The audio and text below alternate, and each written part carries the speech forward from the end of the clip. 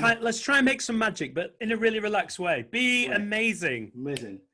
Oh, we don't get to do your catchphrase, Eshaan. We don't get to say, we are live. We get to do something different, though.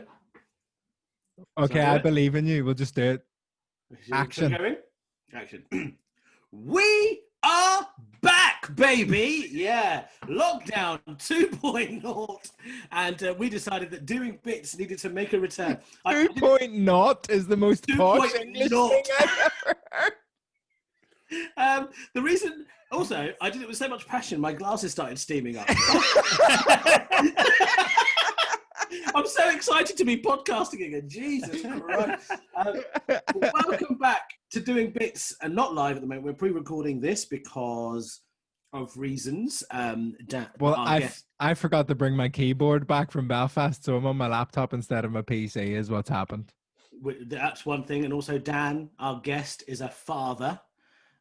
Who therefore is busy in the evening. Is that reason? I don't know. Is that reason? A father I'm in lockdown 2.0. 2.0. 2.0 in yes, and I am a father. Yeah, so I do some unfortunate childcare weekday mornings. Unfortunate sounds like it. Yeah, unfortunate childcare sounds like Count Olaf. You're not doing much childcare right now. This is a weekday morning, afternoon actually. Yeah, she's in nursery. She is alive, all limbs, and I give it to someone else and be like, don't fuck it up.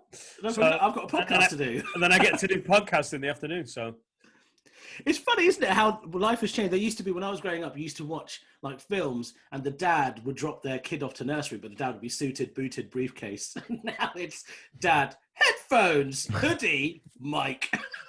I didn't have the headphones on when I dropped her off. I know it looks like I fly a fucking cheap helicopter. We're not doing that well. But you could go full Alfie Brown. Have you seen what he's doing? He has his like infant baby on his Twitch streams, and he's just like, it's just like it's weird. That is so cynical. That's like taking a dog to a talent show. I mean, don't. Do you know what I mean? It's come on. But I like Alfie's very open about it. I think he has like material about how he was a single dad, which is great for picking up women. He was just like, yeah, it's fucking class. I love it. Let's fucking do it. Yeah, but on Twitch though, surely there's a place where like, if you're going for a walk and there's some yummy mummies in the park, that might be one thing. But on Twitch with a load of fucking weirdos like, I like gaming, like I don't know if that's the safe place online for it. In fact, as I'm saying that, there's not a lot of safe places online for newborn babies. Like, I just don't know. And you've researched them all, have you? Yeah, been on. Yeah. Right, so as you gathered, our guest is Dan Nightingale, absolutely brilliant comedian. He when I first met you, Dan, it was in Leicester, the comedy festival. Doesn't that feel like a long time ago, Eshaan? It feels like such a long time ago. It was February this year. That's insane. That's absolutely insane. And Dan introduced me on stage as your best friend in the business. We've gone back years and years and years. It was very funny. I really enjoyed it.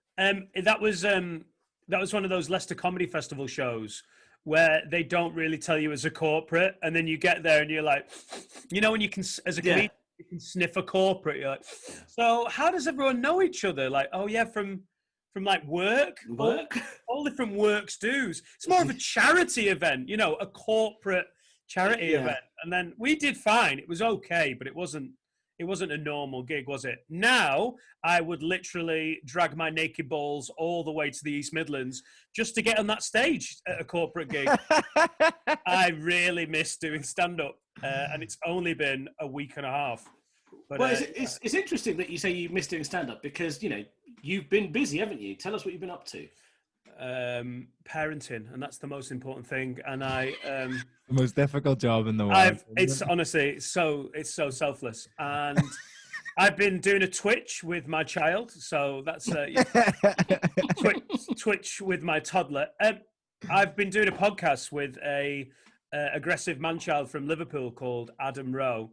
And it's the most disinterested guest of Doing Bits we've ever had. What happened? He was just like, he openly just went, look, I know you would have preferred if I'd prepared anything for this, but I haven't. So let's move on.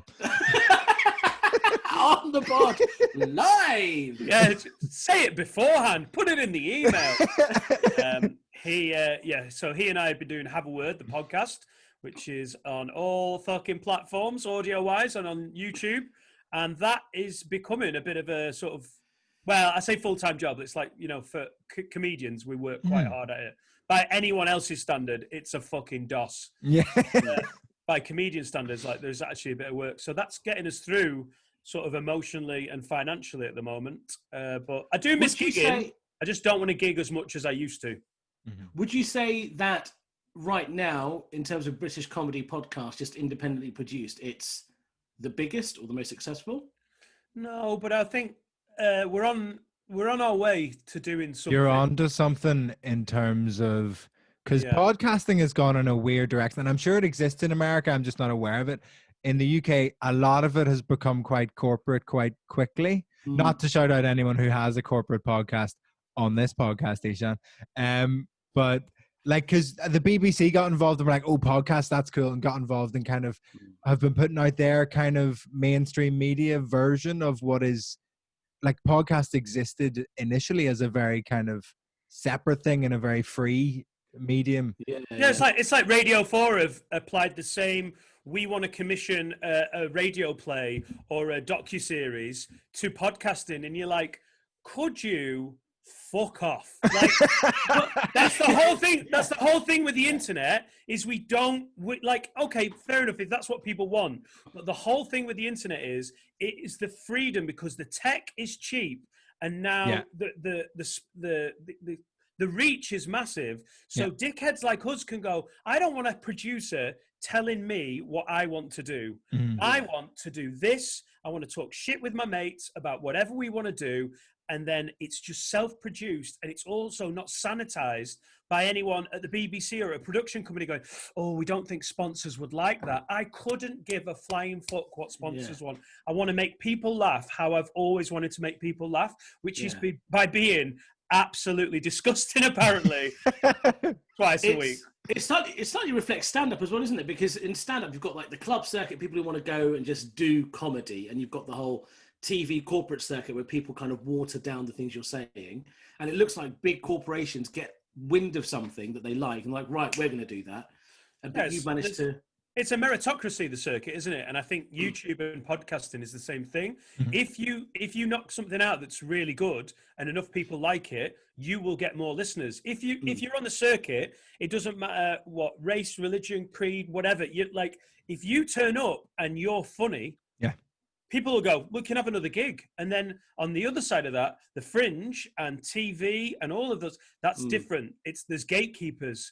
And I love how podcasting and YouTube, because that's doing wonders for us, there's just no one saying what you can and can't do. And if you can or can't do it, you just get to do it. And if it's good, people are getting... The cream rises.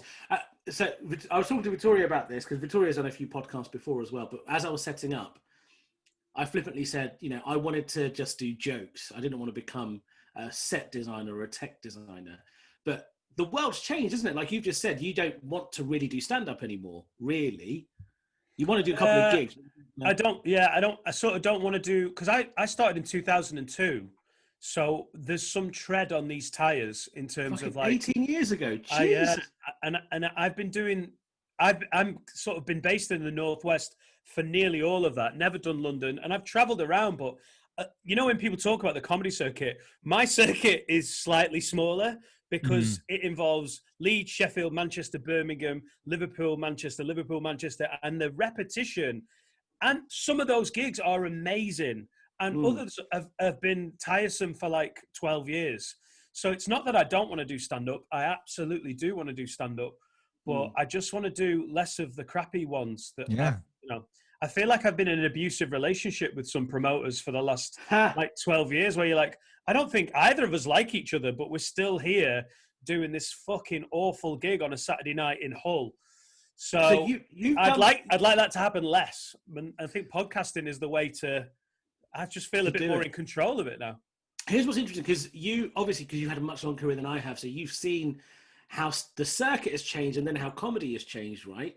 And I've been doing it for 6.5 years. But Vittorio, you were saying that you you came in at a time where all this online stuff was already quite big. It kind of like I came in because each time I was saying like, oh, I've had to like adjust and like move to this new like changing landscape. Whereas I arrived to an already pretty much changed landscape. Like podcasts were already massive in America. They were breaking through in the UK. And I was like, oh, well, I mean, I had a podcast before I started comedy. That's funny. That sums it up. Like, Which finish, is just finish your A levels, get the podcast. Yeah. What do you mean? An open spot? But I've got podcast production will be an A level within 10 years. Oh, of course it will. Within 5. Yeah. Mate. You'll be able to do it at the University of Southampton as a module on the stand-up comedy course. The University of Salford has already got a master's in YouTubing. I bet. I'm not even joking, but it shows in how people like how you promote yourself, Vittorio. Like, is obvious. You're like, oh, I've got this really good bit that I've filmed, I've subtitled, and I've got on my social media platforms. And to you guys, like that's just the fucking norm. You're like, of course, because that's my material.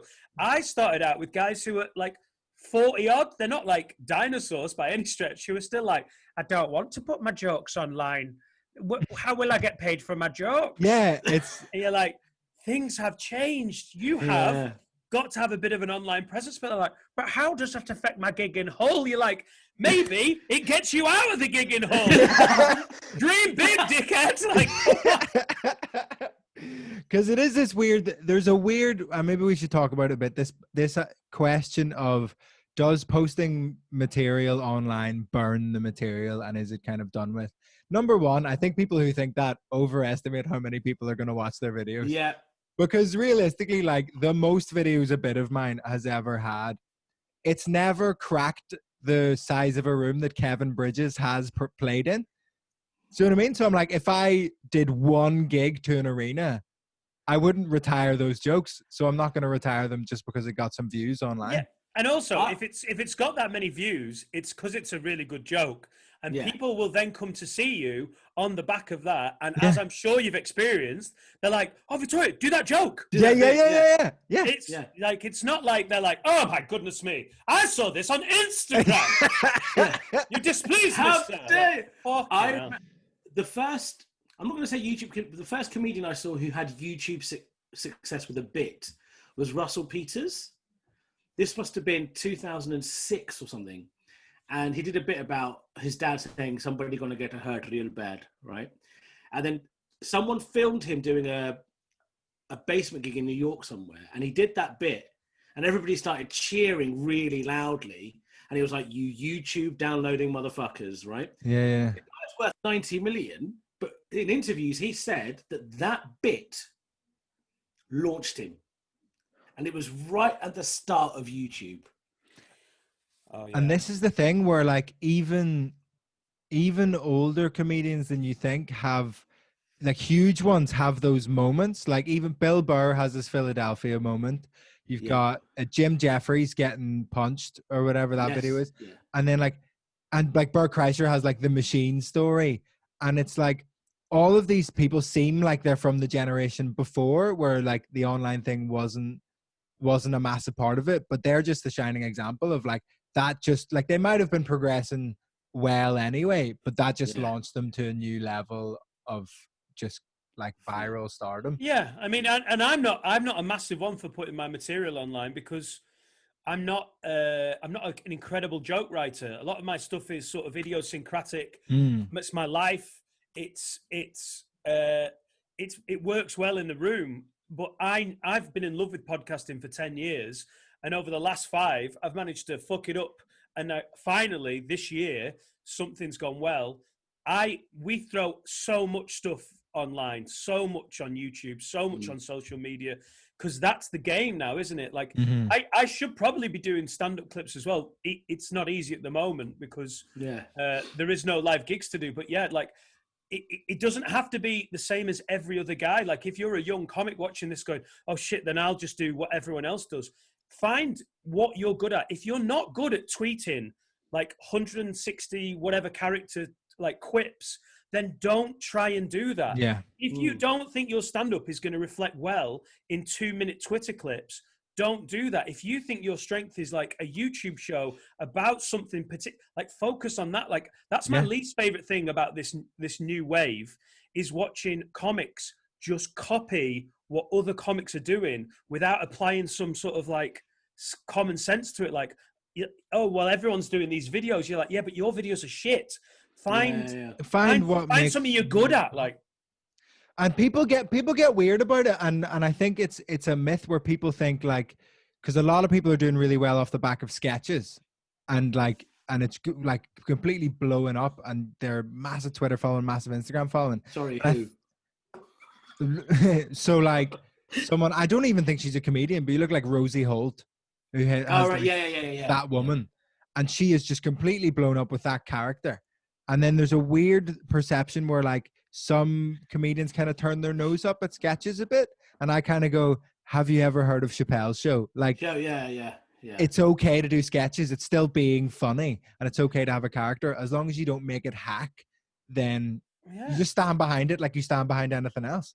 But definitely, don't just photocopy everyone else's online stuff. Yeah. Like comics wouldn't do that with material. They wouldn't be like, oh, you've got a bit about that, I'll do a bit about that. Like, I love all the different stuff online, but definitely throw some stuff out there, but make sure it's what you're good at. Like the podcast is what I love, and I think shows me in the best light. That's 95% of the stuff I post. Mm-hmm. Let's talk about, so with you doing podcasting, do you get a chance to work on material? Do you ever do an episode and think that this would be a really funny bit for me to write up and keep? Or is it because you're not gigging at the moment, you don't have to do that? I have started to do what I realized Joe Rogan was doing 5 years ago. And I'm not trying to put myself on the same parallel, but I've drifted from the Joe Rogan experience a little bit, just because I think I listened to it for like 6 or 7 years, and the repetition sometimes, I realized that I was like filtering through what I was looking for, and and that's fine because he does 3 a week, so you can be like not into it, listen to 20 minutes, not into it. But I watched his special, and I think Joe Rogan's a decent comic. He's not one of the best. His podcast has elevated him beyond his stand-up ability, I think. And you watch his specials and go, God, you haven't mentioned any of this on the podcast. Yeah. He's kept the two things separate. So he's not used the podcast to work through his ideas. And I think like people only know me from Have a Word now. And if I am going to sell tickets, it's going to be to people who listen to Have a Word. And we've got quite an ardent little hardcore listener. Yeah, great. So base. they'll know the bit. So now I'm sort of like having ideas, putting them in a notebook and leaving it well away from the podcast, because I don't want to be at a live gig and have people be like, oh yeah, I heard that story. You did that story. You've talked through it before. You might have worked through it on stage and made it into a much funnier bit, but they'll be like, yeah, we heard that. So I'm trying now to keep ideas very separate. So that's fine, because our podcast is conversational and the funny's made up in the moment. But I hold back ideas and like premises away from the podcast. Otherwise I'm not going to have like interesting original stand-up. That to me sounds mad stressful, man, because imagine the amount of words you have to say, the amount of stuff you say on a podcast, and then trying to think of stuff to say away from the pod. That must be hard. Hey, this is not something I've perfected, by the way. Like this is just like a work. This is all very new, isn't it? The pandemic and the podcast doing what it's doing, and also the lack of gigs is. I know you're not going to say this at the moment. I'm kind of enjoying a little bit of a break from the late nights as well as doing the pod. I do miss gigging. It's nice being in this mode, but this is all just theory at the moment. Like, hopefully next year we're going to be gigging again. People from this podcast are going to be coming, and I'm going to have two different things going. It can't just be. It can't be like, oh, have you heard it? Well, of course I'll have heard it, but it depends. Like, I'm not sat here waiting to get my bit into this conversation. And that's what me and Adam do. We just freestyle and fuck about. So I'm hoping that makes it easier, What about you, Vittorio? Do you feel like you've got separate, because I've got separate notebooks. I've got like corporate stuff TV stuff. Hello. Then clever boy. Some of them kind of mix in, but the notebooks are different because the nature is different. And podcasting to me is closer to the stuff I want to do in a club. I love performing in a club. But now that you've said it to me out loud, I realise that actually people do listen to stuff I workshop on a podcast, might not work on stage. Vittorio, do you feel like you've had to think about things that way? No, I think I'm still, and whether this changes or whatever, like I always find it funny when people are like, well, why would you write a joke about that? And I'm like, I'm not in charge of what comes into my head in terms of jokes. Like it just happens. I go, oh, maybe that'll be funny. I write it, and then I try it on stage. It feels so like out of my hands. Like I don't sit down and go, I'm going to write a joke about refugees or whatever it is. But it's like, which I do have, and it's great. But like I don't sit down and try and do that. I just like something will pop into my head. I'll make a note in my phone and then add to it later. And maybe it's like that'll change down the line, but it feels like a very frantic creative process that I don't compartmentalize or do whatever. A piece of material is different from an ad lib or and a story as well. A podcast. Like the whole process of writing it, like exactly like Vittorio said, you write something down and go, oh, that could be funny. Once you start that process, that's stand up, isn't it? Like maybe I'll just run it by a mate of mine who's a comedian and be like, do you think this is funny? I can easily sort of channel that away from the podcast. I can just that can be two separate things, I hope. Yeah, but then I'd be interested to see how you feel in terms of if you did try a story that you have told on the podcast, because example we spoke about earlier was Bert Kreischer's machine story, which first happened on the Joe Rogan podcast. That was the first time he told that story publicly anywhere. And then he punched it up and turned it into stand-up. And I know it's not his podcast, so it might not be his crowd that he's performing to. But I think in the same way where you said about Russell Peters and people coming to see the jokes that you have posted online, that people might be really up for that. People might be really into you telling a punched up version and a crisper version of a story that they've heard on. They're like, oh, I know and then they're like excited for the end of it. They're like, get oh my God, because they know. Oh yeah, that's the key, isn't it? To be like, do you remember that funny thing that I just roughly told on the podcast? Can I tell you the proper story? And then obviously, if you've got to that point, you've already worked on it, developed it, filled it out, like got it stronger with punchlines all the way. So then I think they'd be like, oh fuck, we knew that story, but that's such a that'd be ideal.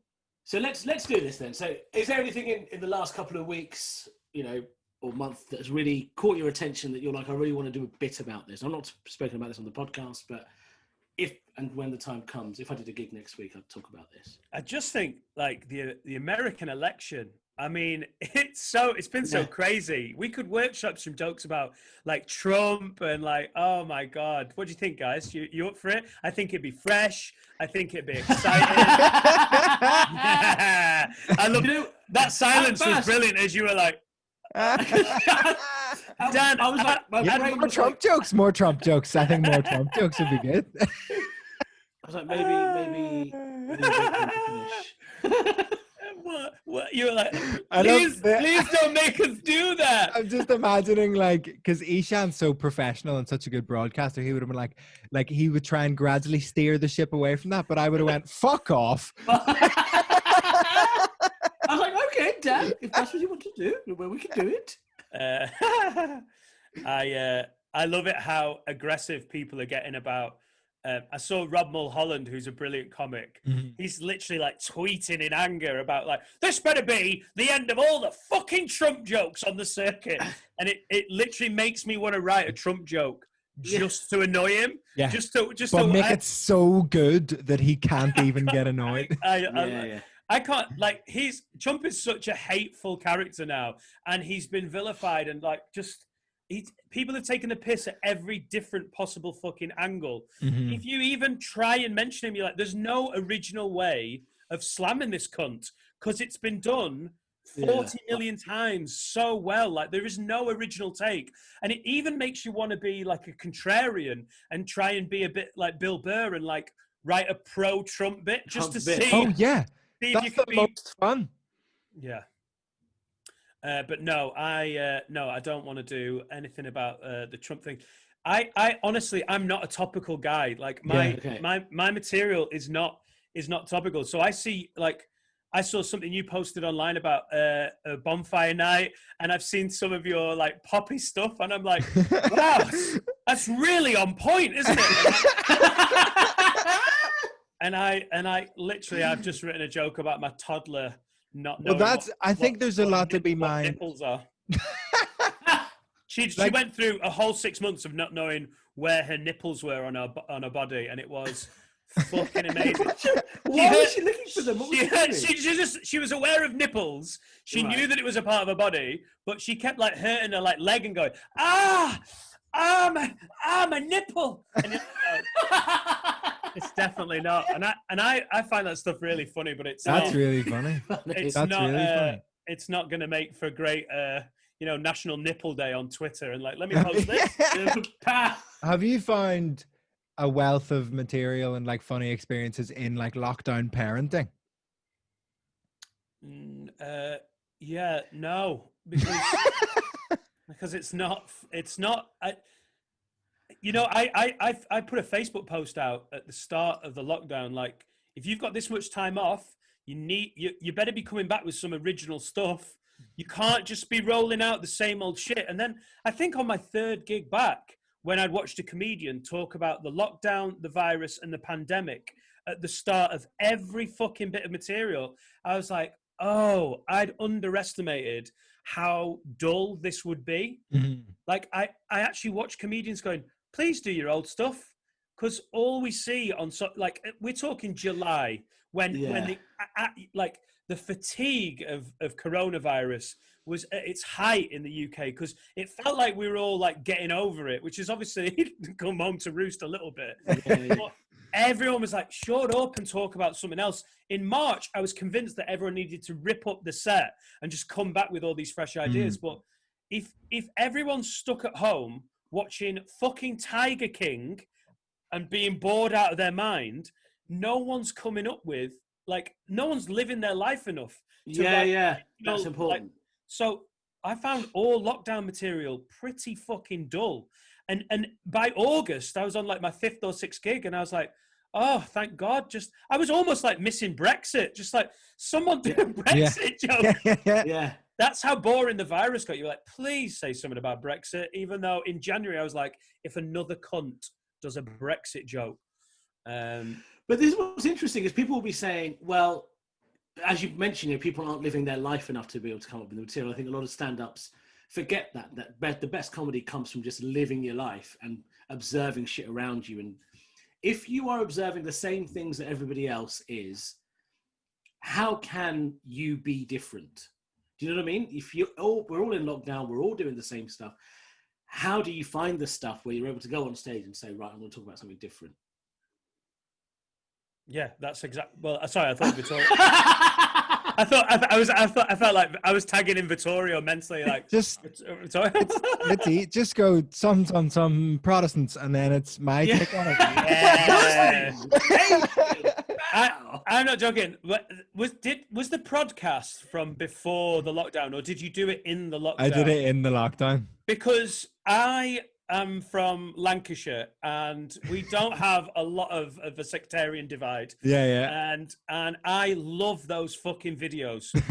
Like I've gigged in Belfast. I went to uni with some guys from Northern Ireland. Yeah. And I have maybe know a little about it, but it's not exactly like in my wheelhouse. Yeah. And it is exactly what I'm talking about, oh my God, some content that isn't about Boris Johnson and the fucking, it's just interesting, just a bit of fun. And I think we talked about the virus and the lockdown a lot while we were going through it. We sort of steer clear now on the podcast, because just to give some, just to be like we are an escape, aren't we? That's what we should be.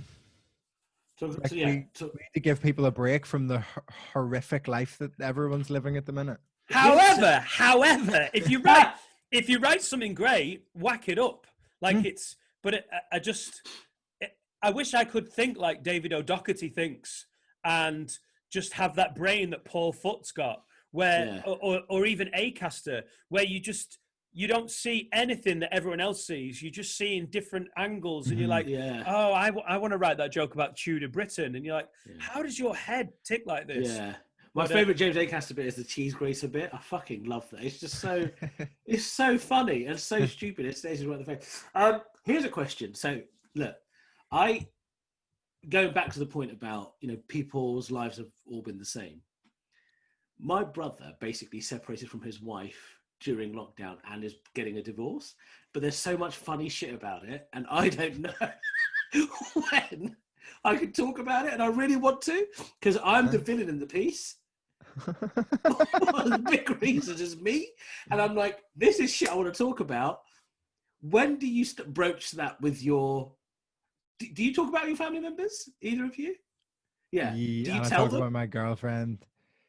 My girlfriend's okay with stuff. Like most of the time. Sometimes she's annoyed, but she understands that. She just she is annoyed, but won't tell me to not do it.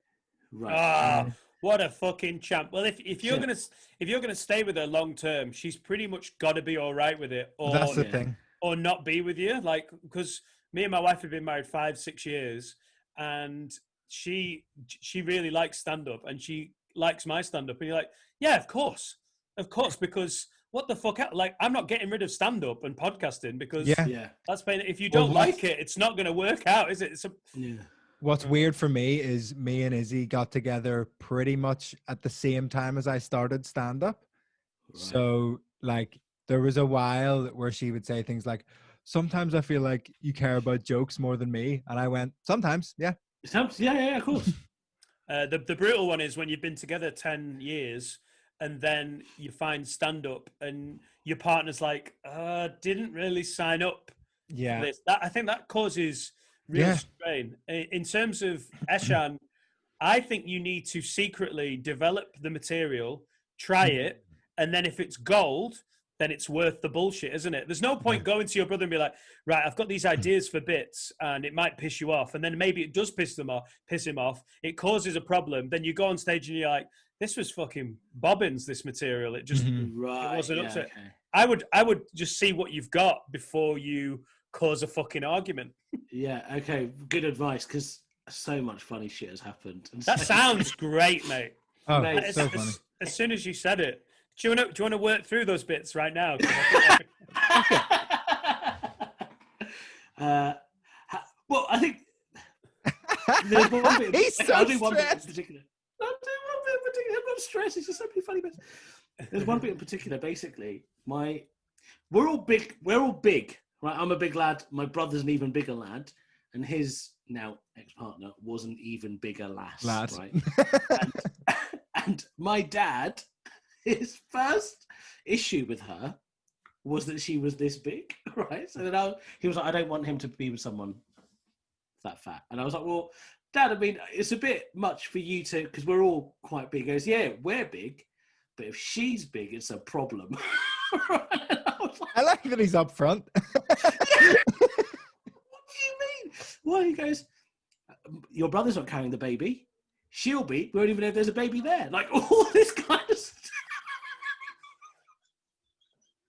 Isn't it great when you get to say awful things through the vessel of a parent? Like, oh, guys, I didn't say it. My dad said it. Is this thinking that, like, is it going to be like Chubby Squared? Is yeah. He's just like, it's just the baby's going to have a heart attack the moment it comes out. It's just too much strain.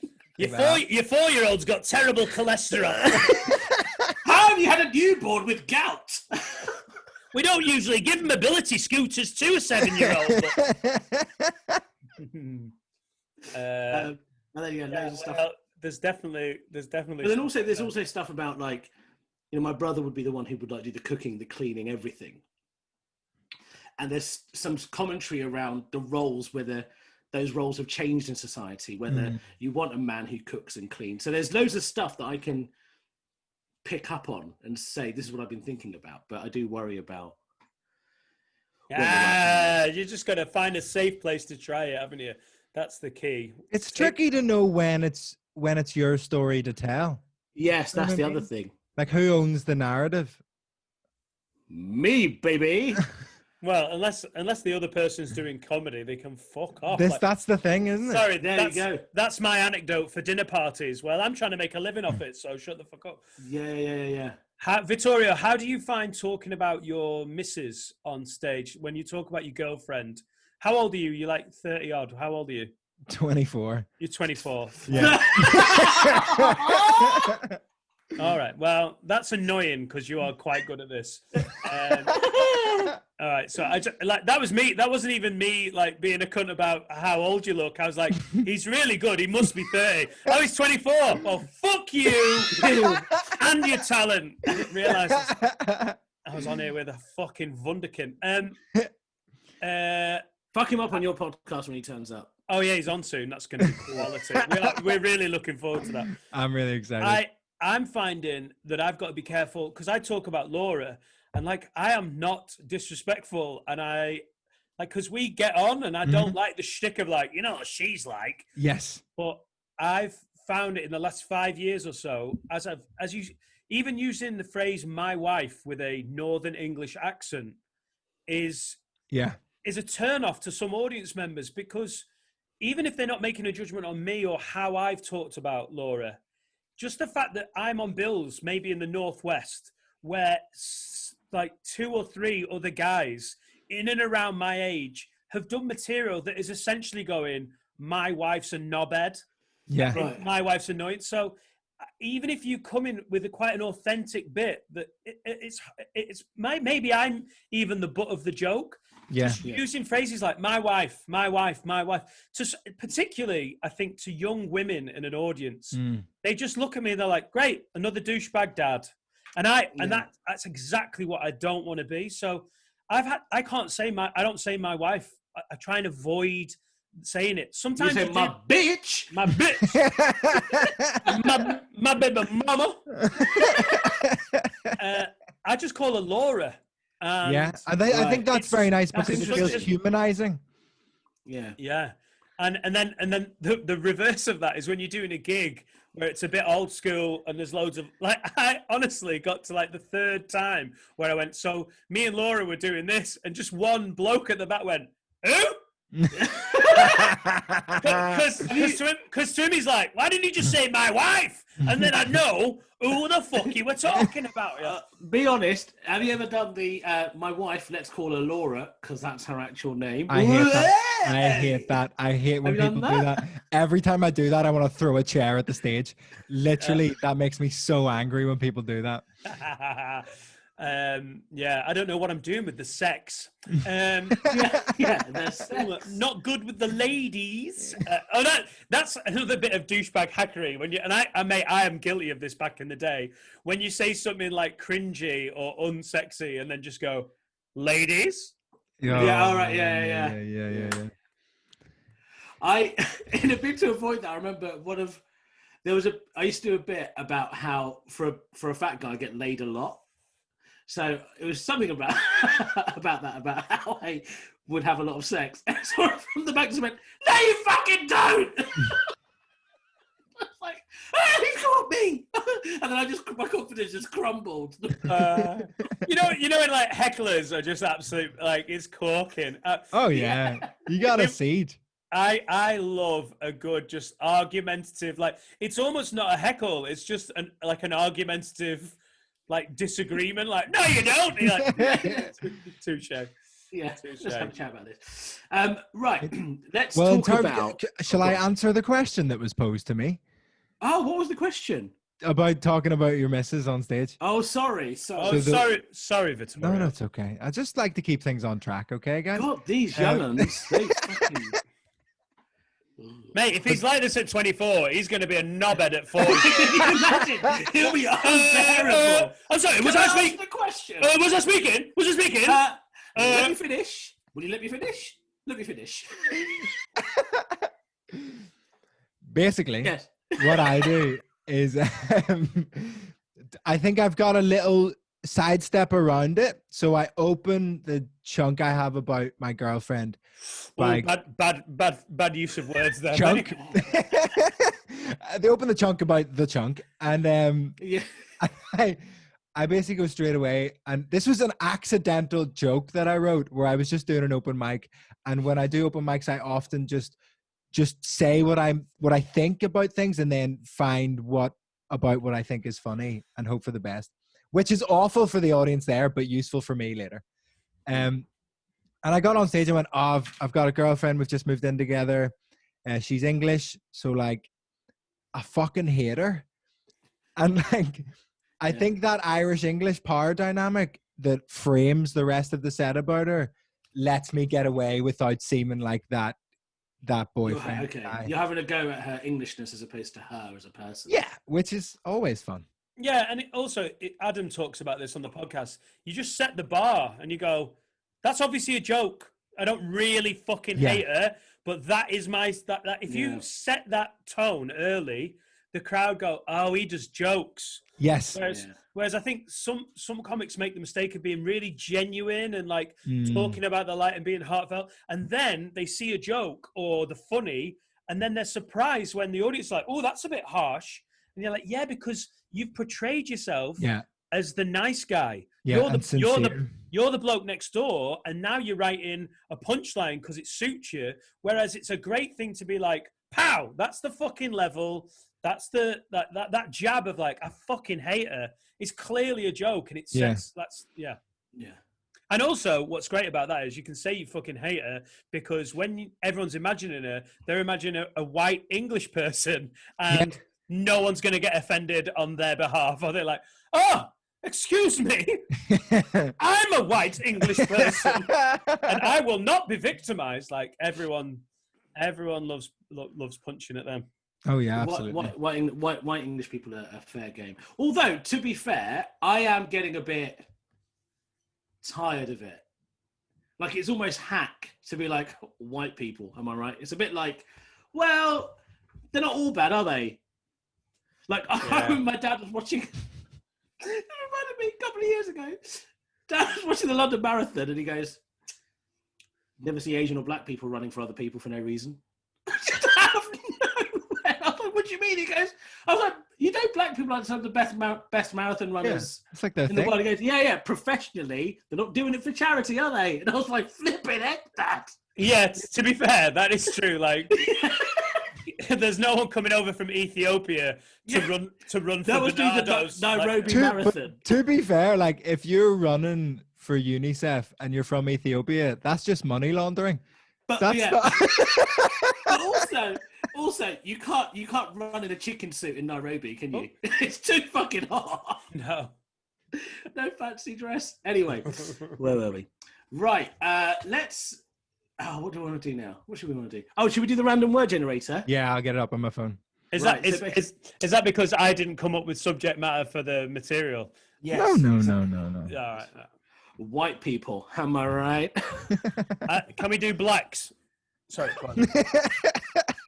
so misjudged the room a little bit. Black people, am I right? Anyway, carry on. So, Vittorio's going to come up with a random word. And then we just try 3 random words, and we'll have a choice. 3 random words, and then we have a choice, and we can try and workshop a bit of material around them. So Jesus Christ, your confidence in your own ability here is amazing. but it's just, I think it's just a showcase that it can go absolutely clang. I hope these 3 random words are genuinely random. Have you ever seen Set List? Like, Set List. The last time I saw it a couple of years ago, they'd obviously got bored with like titles of jokes or words that could be in a set list, and we're literally just doing like, you know, like oblong monkeys and pigeon rape and like, these kind of aren't really set list ideas. It just got so random that you can see comedians got on stage going, what the fuck? Whereas an actual set list is like, the time I walked in on my dad wanking, or I agree. Yeah. So let's see how random these words are. The problem as well, which has happened before when we've done the random word generator, is I have quite an accent. So the first word is refer, as in to refer someone to a physio. And the second word is coach. That's easy. The third word is butterfly. Those are all okay in my accent, actually. So we're okay. Got away with that one. Refer, coach, butterfly. And we don't have, we can, do we need to get all three of them in? No. I reckon pick one and roll with it. Okay. Anyone got anything springing to mind? I mean, refer's one of those ones where you're like, unless you had some sort of medical bit on the back burner, you'd be like, oh yeah, recently I was referred to a blah blah blah, coach and butterfly seem like the two easier ones, but I've got something for coach. Go on. So there was a basketball coach I had when I was younger called Ricky, and he always liked him, and he was the only basketball coach I ever had who could slam dunk, and we all thought that was so fucking cool. Yeah. And then a few years later, turned out he was like a big, massive pedo. It's so funny. It's literally so funny because I was like, oh, maybe I've got a coach bit about the tennis coach from McKay. I was like, he did seem a bit noncy. And I was like, and I actually said in my head, like, yeah, I probably can't do that here. And like, nope, Vittorio's got it. What is it? Was legit, like, got arrested and put in jail and all. What is it about PE teachers becoming pedos? Like, or pedos becoming PE teachers, actually, because they're pedos first before they because there are no changing rooms in a geography classroom. That's why, isn't it? Like no one gets naked when they're studying history. Like a pedo PE teacher can hide in plain sight. Yeah. If you're in a music lesson and you're asked to take your underpants off, like, it's clearly but the thing is, you need to have some sort of acumen in sport, don't you? To become a PE teacher, you have to be at least reasonably But this is the thing. He could fucking slam dunk. And when I heard the news about him going to prison, I was like, it was still kind of cool that he could slam dunk, though. Of course it was. Was he, I feel like I'm now referencing black people just for the sake of it. Was he? No, he was white. He was ginger as well. I've told you. Okay. No one's had this. It's cool, isn't it? It's cool. Pedophilia. A ginger Northern Irish. What the fuck? Exactly. So this is why I think the pedophilia gave him superpowers. Pedophilia is not an Asian or a black predilection, because Asian and black kids just aren't as hot. Do you wanna read that one? I love the idea that a ginger white guy started touching kids just so he could get an extra half-foot elevation on the basketball court. Like, I don't want you to touch me there. You're like, yeah, but I played 2-on-2 half court. Oh my God. Was this in Belfast? Where are you from, Vittorio? Yeah, Belfast proper. Is there a big basketball scene in Belfast? Quite big. Like, Basketball Ireland's got quite big in the past maybe 10 years. I guess you have to be, don't you? Sorry. There's like maybe 3 or 4 teams in Belfast, and then quite a few in Northern Ireland as well. Right. And what level did you play well, at? I remember the last time I saw him was at the Basketball Northern Ireland trials for like was in court. Sorry. Well, you said trial, didn't he? You said trial. Yeah. Sorry. The last time I saw him, he was standing beside a bunch of guys who looked quite like him. And and I had a teddy bear, and I was pointing to the crowd. And which hoop did he slam? The problem, because when I heard that news and like kind of was looking back on it, and when I was doing stand up, I was like, I didn't want to, because I think it's been done by quite a few people where they've had like a nonce teacher or coach and done the joke of, oh, but they were never interested, and then like being offended that they were never interested in them. Yeah. So I didn't want to do that angle because I think it's been done. My friend Katie Mulgrew is the daughter of Jimmy Cricket. And I didn't know what was going to follow Jimmy there, and I was so excited. So Jimmy Cricket, who's pretty big fucking TV celebrity in the 80s. Yeah. And they had 80s TV celebrities round to their house a lot in the 80s. So they'd come over for tea, and she listed off some incredible names from like ITV, BBC One, and like some of them ended up being convicted paedophiles. And she had the basis of the most interesting version of that joke. Yeah. Of like, it makes you look back at your childhood and go, was I just not attractive enough? But like, I'm not doing it justice, because the amount of people that came round to her house. Yeah. She never even got one even semi-nonsense. One little poke. Yeah. Maybe the angle could be, maybe you could reference the point that often people will say that, oh, was there something wrong with me? So you could be like, oh, if you're wondering whether anything happened between us, I mean, I told you he could slam dunk. I was into it. I was, so you could be like, you're the one who was trying to entice him. Yeah, the consensual one. Maybe. That's one way. It is hard, isn't it? Because with paedophilia, it's amazing how you think, well, obviously that's probably not been talked about loads. You're like, it has been done to death. There's something about new comedy more than like pro comedy, like rape and paedophilia. And I'm not trying to make light of either, but I think it's because in new comedy, new comics are so desperate for any reaction. They're not being paid. It is a bit like the Wild Wild West. Like the Wild Wild West, Jim West, Desperado. Sorry, I can tell I was raised on Will Smith films.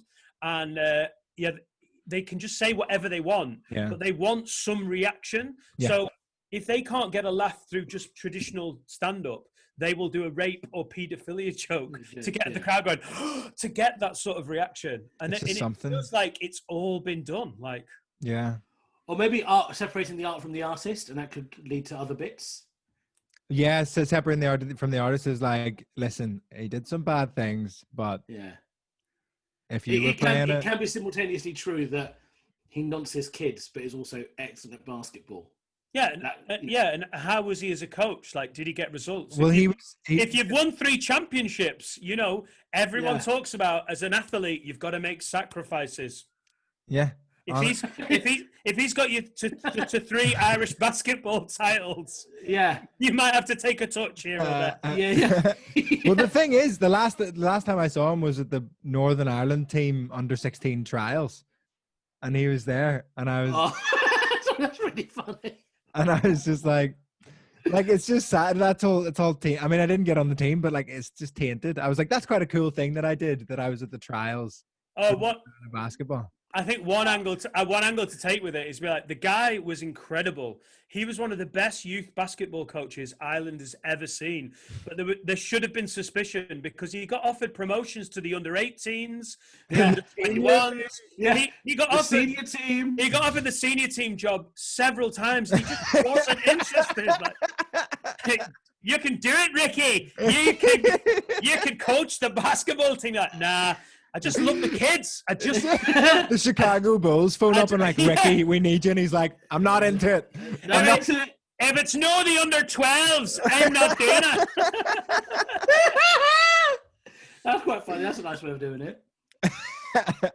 Maybe. Yeah, that's funny. What were the other words we had? Refer and butterfly. Butterfly. Refer and butterfly. I want to see if.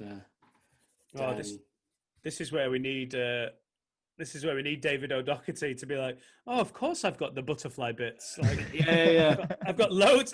You see, gigging in Hull doesn't give you loads of opportunity to close on your butterfly bit. I once had a bit about squirrels, and I did a gig in Flukeborough in the Lake District. Some English town names are fucking anyway. The Cumbria's like off. It's like really Izzy's from a town in Cumbria called Faff. Right, it's Cockermouth, famously. A little bit Celtic, little bit Viking, and hasn't been industrialised, apart from a few power stations that have infected the water. There's a bit of feedback on the line. All good on my end. All right, sorry. And it was a classic example of me, because I fed a spicy chili coated Nobby's nut to a squirrel in a park in Didsbury, and I just had a bit about And there's so much detail there. I love it. No, it honestly happened. Didsbury's like one of the few really nice bits of Manchester, and the bit was about how in affluent parks the squirrels just walk around without fear of abuse. They're just like, well, of course no one's going to throw shit at me. And I fed this squirrel a chili coated nut, and he bit into it, and there was this amazing pause, like he just bit and then stayed still. And I just had this bit about how I'd literally changed his fucking life, and like he'd never be able to go back.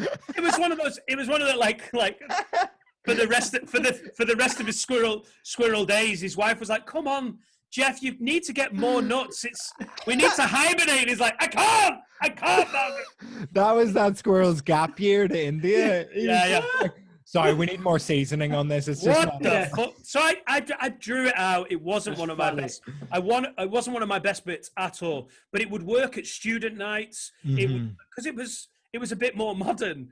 And I did it in a gig in Lake District, and like talking about when Eshaan said that, you know, the guy when I was like, I get loads of sex for a fat guy. No, you fucking don't. Yeah.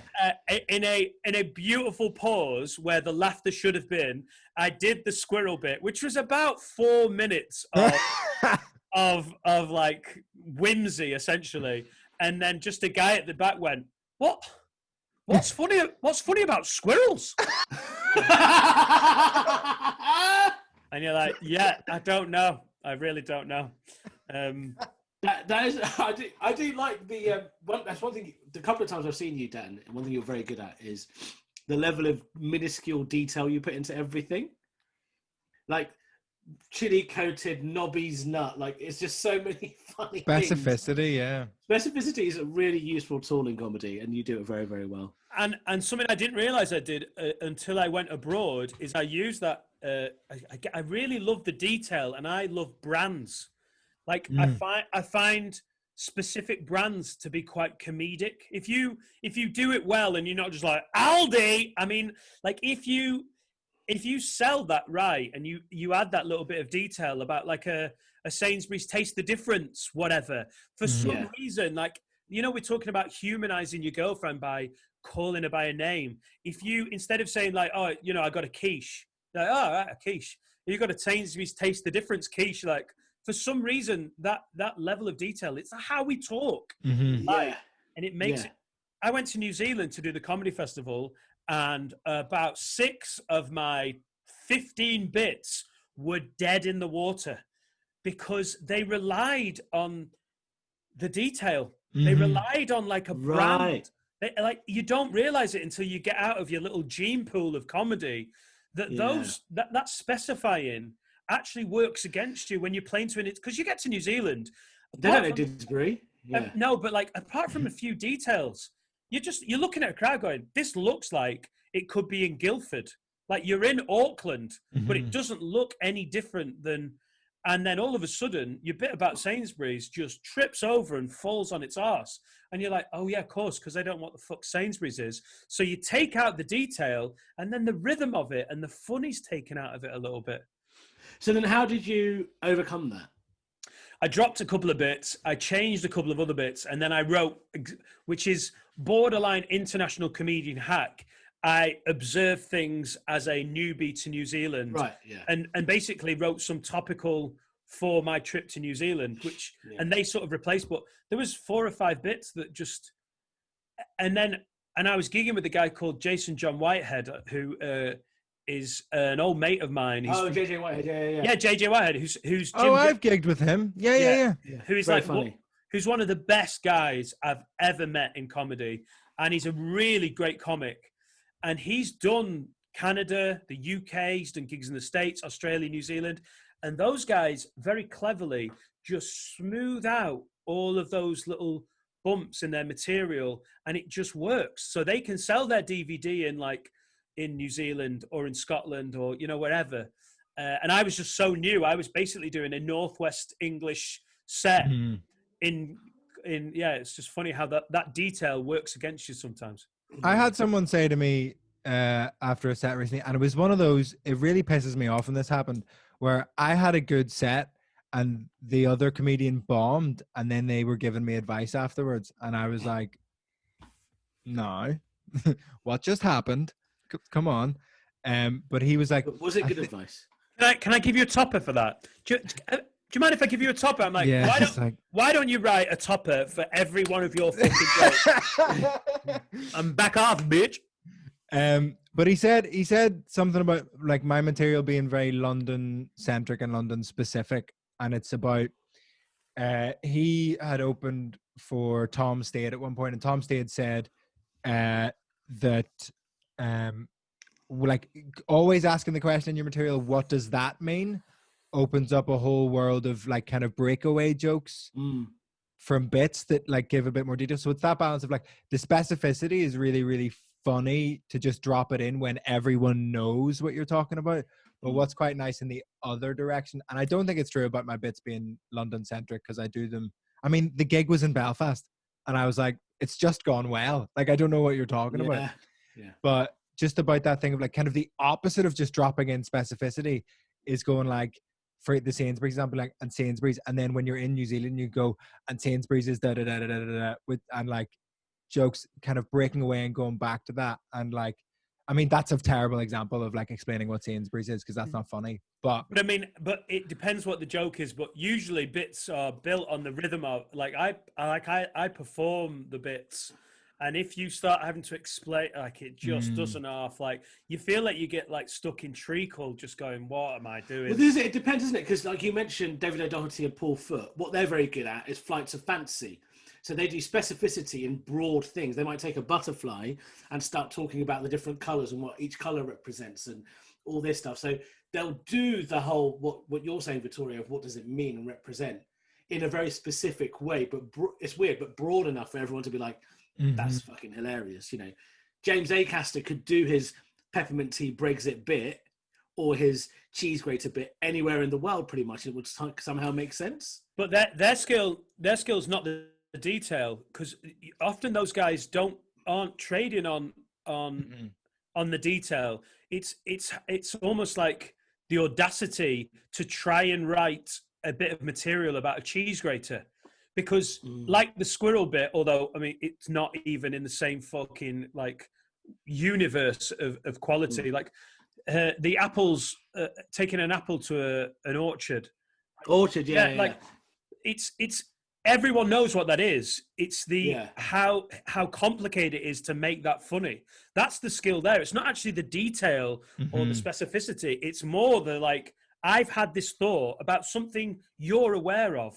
I absolutely, that's some of my favorite stand-up. Like Danny Mack's got a bit about Danny McLaughlin has got a bit about where your socks on the wrong way round or inside out, and then you put them on your hand, and the two little bits of material fall down on either side, and it looks like a trout fish, and you're like, mate, everyone in the world has seen their socks do that. Yeah.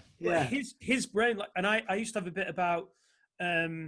I used to get really pissed off when I lived with my old housemate because we get a communal loaf of bread, and he'd eat the bit of crust first, and I had this whole rant about you never eat the crust first. You eat from behind the crust and then put the crust back because it's the bread defender.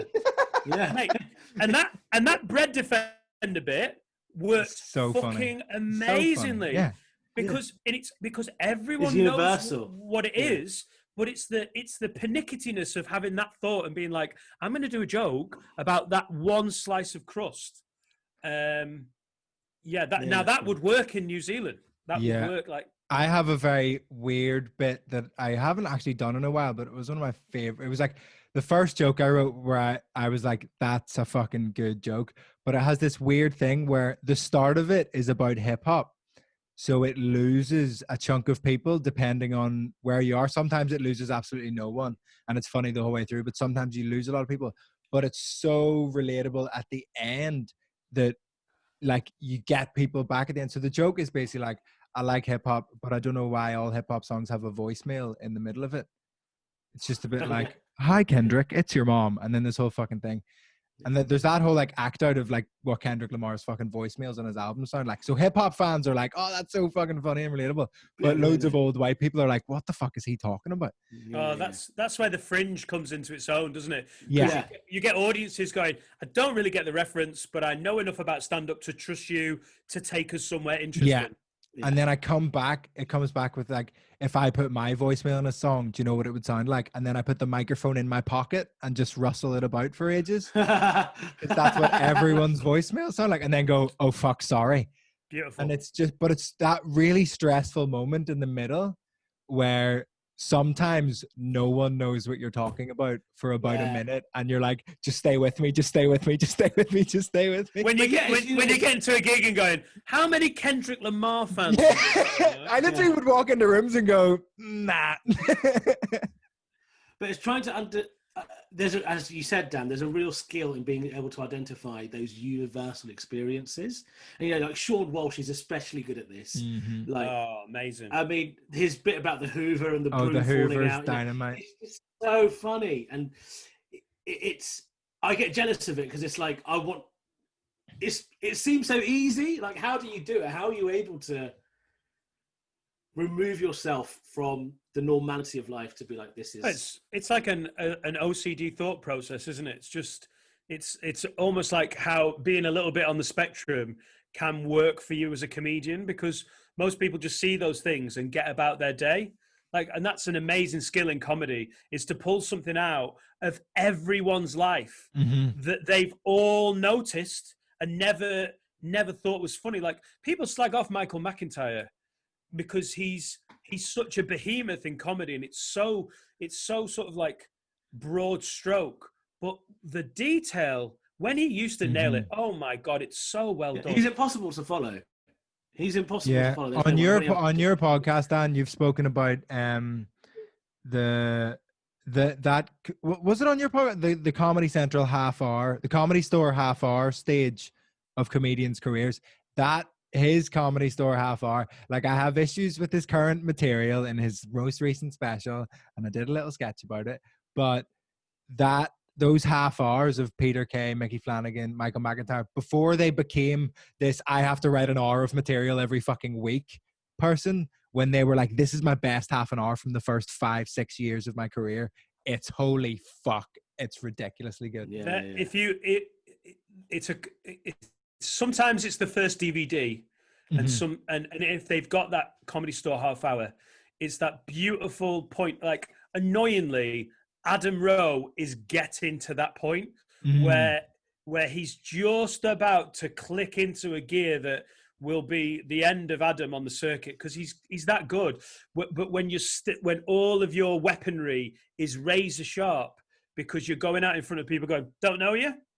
Yeah. And as soon like, people love Dave Chappelle, and I know he's brilliant, but sometimes I think he's got a bit of a demigod status about him.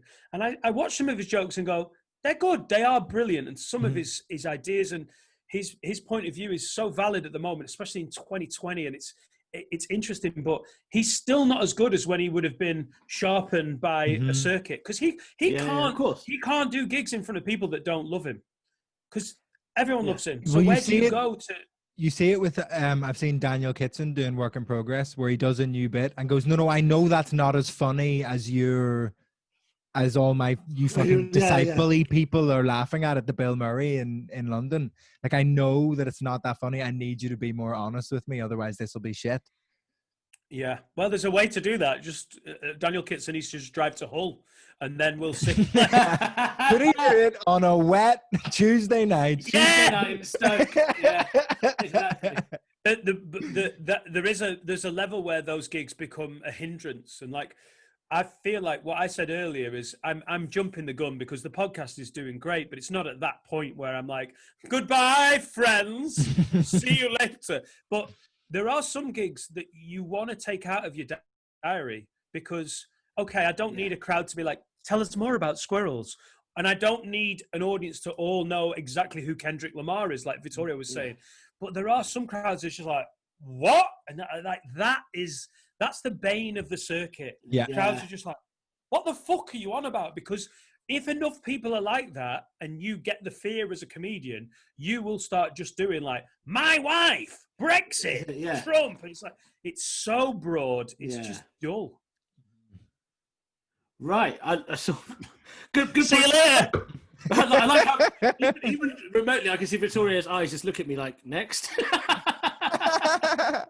Well, look, we've been on for an hour or so. It's been a lot of fun. It's been nice to be back, man. And Dan, you're such a good person, Butterfly. Oh, we didn't do this. I don't think we made the most of Butterfly, to be fair. No, I don't think we did. But Vittorio nailed Coach, so thanks for Coach is sorted. But it's really good to be back. And also, it's really good to speak to you, Dan, because you're experienced, you've been around a long time, but also you talk very articulately about stand-up. Even when I did have a word, there was a period in between where you were reflecting on Dan Nightingale from Have a Word fame versus Dan Nightingale on the circuit and what the Venn diagram's going to look like now. I'm a bit disappointed with what I did in stand-up, to be honest, because I think I took the easy route too much, and it's a shame, really, because like I watch what Vittorio's doing, and you're like, there is a way of sort of sticking to your guns a little bit, and I don't know, it's a balance in that. Being employable and making your income from stand-up is a really nice thing. But I think if any younger comics are looking, like, you don't need to be a martyr to what you think is brilliant comedy when you're starting out. Maybe you watched a bit of Bill Burr or Bill Hicks or whatever, and you're like, that's what I want to do. Like, there's no shame in walking before you can run. But then I think sometimes it's also good to look at the guys who you deem as talented and who have got a bit stuck where they're at. And thank God for the internet and the freedom we were talking about before. Because I've just got a bit stuck and a bit comfortable on a circuit going, yeah, these gigs are nice, they're all right. And it becomes quite functional stand-up. So there's an interesting thing that happens where I think my view is it's all about like curating a following that is on board with what you're fucking doing. And it doesn't mean like just like doing shit and not paying any attention to what's happening in the room. Don't be one of those open mic guys that gets zero laughs because no, they just didn't get it. Like that whole thing. You don't want to be that guy. But I think there is a thing of like, if you're constantly trying to please everyone and fit into everyone's idea, that like I would rather make half the room die laughing and connect with everything I say to the point where they come up to me and go, how do I follow you online? How do I come do a gig again? And half them go, I didn't get that. It wasn't for me. Because that's fine. They can go see whoever they fucking want to see. But it's connecting with that and taking that risk. That's what Patrice O'Neill said as well, yeah. It should be half the people horrified and half the people dying laughing.